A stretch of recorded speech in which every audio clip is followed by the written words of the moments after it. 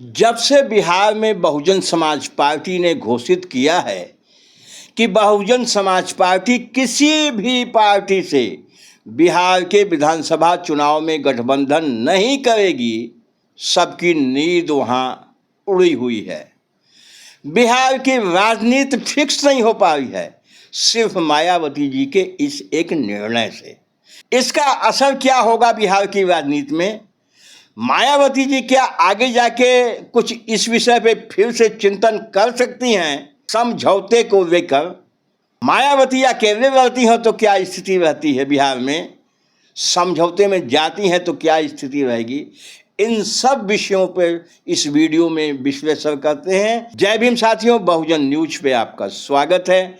आइए वीडियो विस्तार से शुरू करते हैं। मायावती जी की नज़र बिहार के विधानसभा चुनाव में लगी हुई है।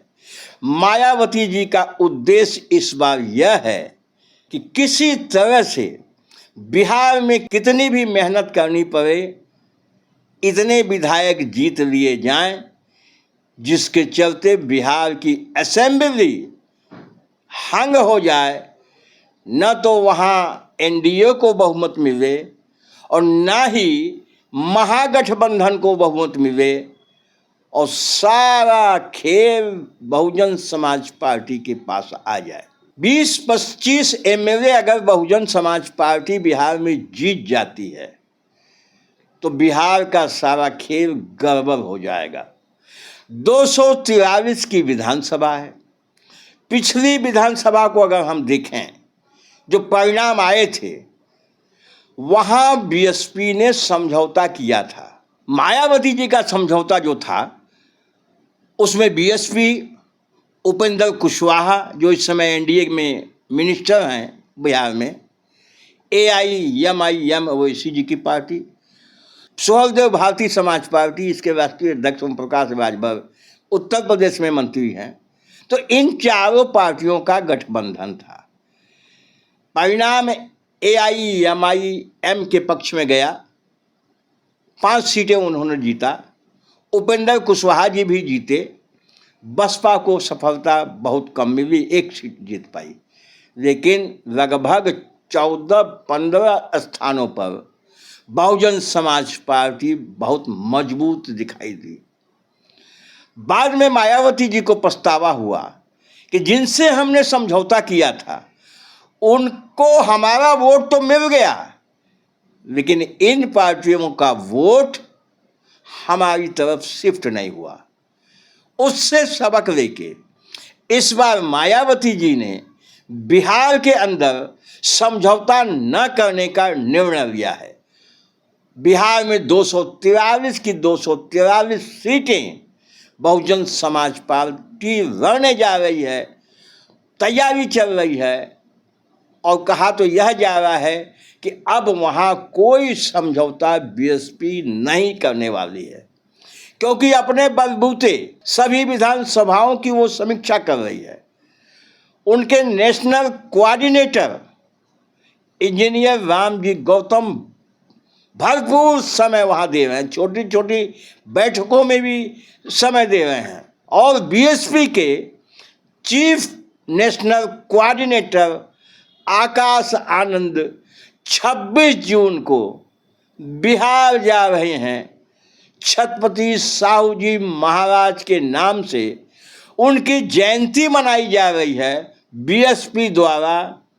वहाँ आकाश आनंद जी मुख्य अतिथि होंगे और यही 26 जून बिहार की राजनीति को टर्न करने वाला दिन होगा।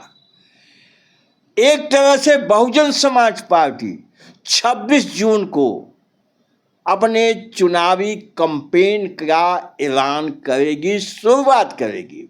अब तक जो दिख रहा है उससे ऐसा लग रहा है, अब तक जो दिख रहा है, बिहार का मतदाता कई खेमे में बटा हुआ है। राष्ट्रीय जनता दल अपनी स्थिति में कोई सुधार नहीं कर पा रहा है।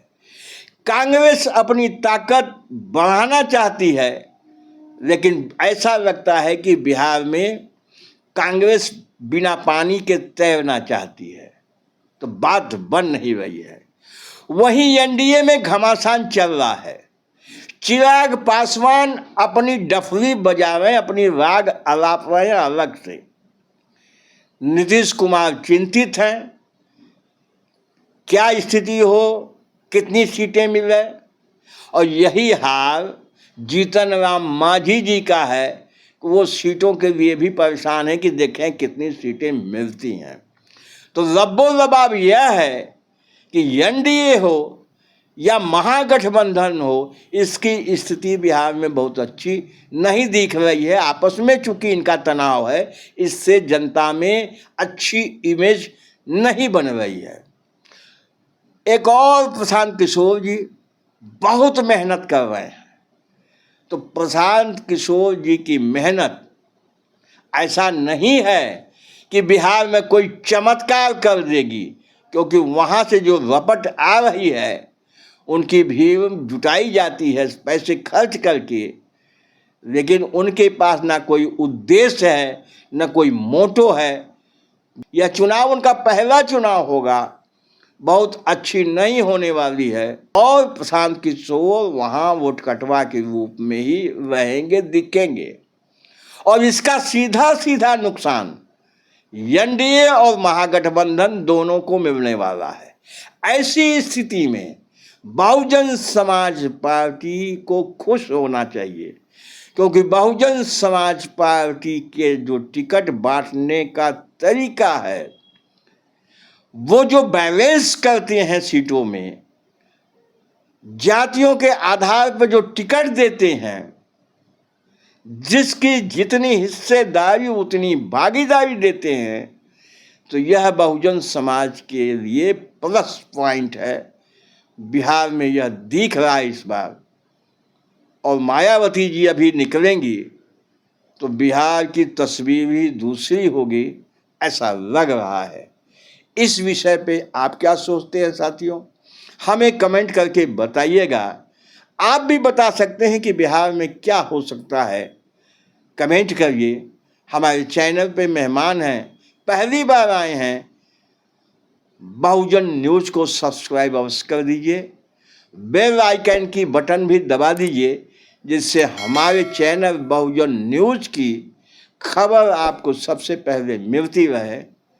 जय भीम, जय भारत।